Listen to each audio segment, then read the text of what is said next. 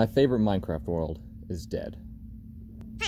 No one plays it anymore. They haven't for half a year, and its population began declining long before that. It was a realm that I hosted for me and my group of gaming friends that all met through Titanfall 2, as well as anyone else who wanted to join. We started the realm with an instant half-dozen people. We all knew what we were doing in that first day-and-night cycle, and thus the unenforced communism that Minecraft servers thrive on, there might be a video on that topic in the future, proved to be very effective as we got the survival basics covered and stocked resources until we were all equipped for a team journey to find our new home. And only a few hundred blocks away, we found what we were looking for. Trees to get started, open space for structures, and a prominent hill for those who prefer residing on such formations, all along a shoreline. We called it Harmony, and it was beautiful.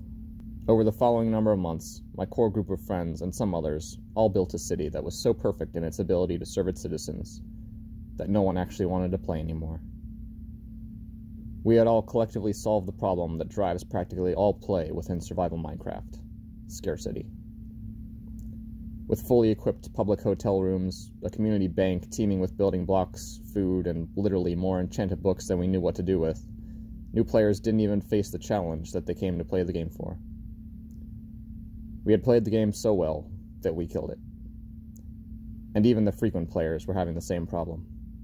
Or rather, the disinclination of new blood and generally more stagnated timings of players being online meant that the community aspect of the server, which we greatly prioritized, was dying a slow and admittedly painful death, until the last time that I backed up the world files and discontinued my Realm subscription.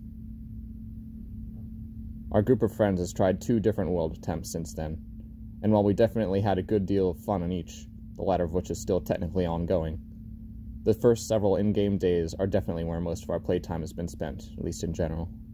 Late-game Minecraft is hard.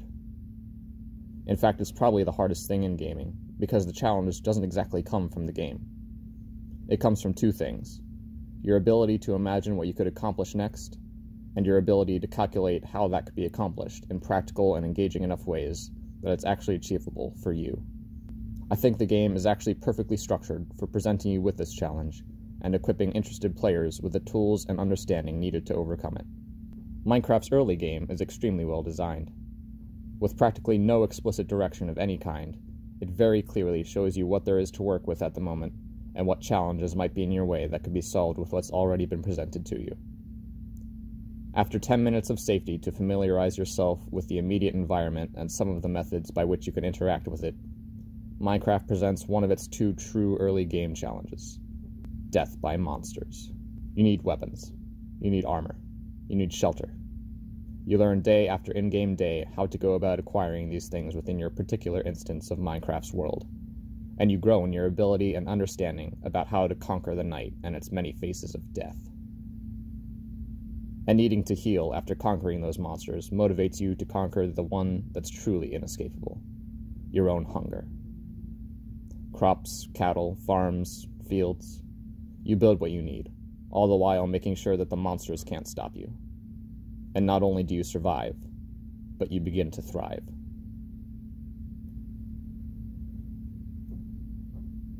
And it's at that point, at that crucial moment, a moment that might have been transitioned to so gradually that you didn't even realize it occurred, that you're inevitably faced with a realization and its resulting choice.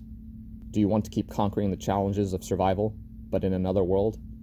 Or do you want to see what marvels you can truly accomplish with the infrastructure you've already worked so hard to build in this one? It's a game. There's no right answer. Except that statement's never exactly true, is it? Elytra, shulker boxes, beacons. None of these very dynamic mechanics that help make Minecraft what it is are necessary for overcoming the undeniably engaging challenges of surviving in a Minecraft world. In fact, as indicated from the way that Harmony died, if you have these powerful tools at your disposal too early, the beginning of your journey won't exactly be as fun. In fact, a strong case could be made that it would simply be boring. And this is where Minecraft's most important feature comes fully into the fold: its limitless, incalculably idiosyncratic world space. Once you've conquered the survival necessities, the world is practically yours. and consequently there might not seem to be much of a challenge or even purpose left to playing in that world. But I think that's where the true challenge and purpose begins. The world might practically be yours, but now it's time to truly make the world yours. You see grand castles in your imagination, gardens to rival the mythology of Eden, cities teeming with utility and individuality. You see megastructures. And now all you need to know is how you could possibly hope to bring something so grand and massive in scale into being. And Minecraft doesn't tell you a single thing about how to do that. And it's perfect. Minecraft's given you a world of infinity to work with, and what you imagine is so vivid, so unique, that when all is said and done, there could only ever be one person to direct your project at all in accordance with your vision. And of course, that's you. Minecraft's taught you from the bottom up how to make use of the world. You're a miner, a farmer, a fighter, a collector, an architect, and an explorer. Now you need to make yourself into an administrator, a manager. You need to engineer strategies and methods for acquiring the astronomical quantity of resources needed to fulfill your goal. You need the infrastructure in place to support massive, tedious terraforming endeavors. And you need to do research and development on the myriad machines that will end up doing as much of the down and dirty work as you can figure out how to offload to them. A grand dream requires a massive undertaking. And if there's one concept that Minecraft has taught me well, it's that tedium is the price for greatness. But the thing about Minecraft is that playing smart means working towards methods that can decrease that tedium. And there might not be anything asocial in gaming that's as long-term fulfilling as developing your own ways of acquiring what you need in order to make great things in survival Minecraft.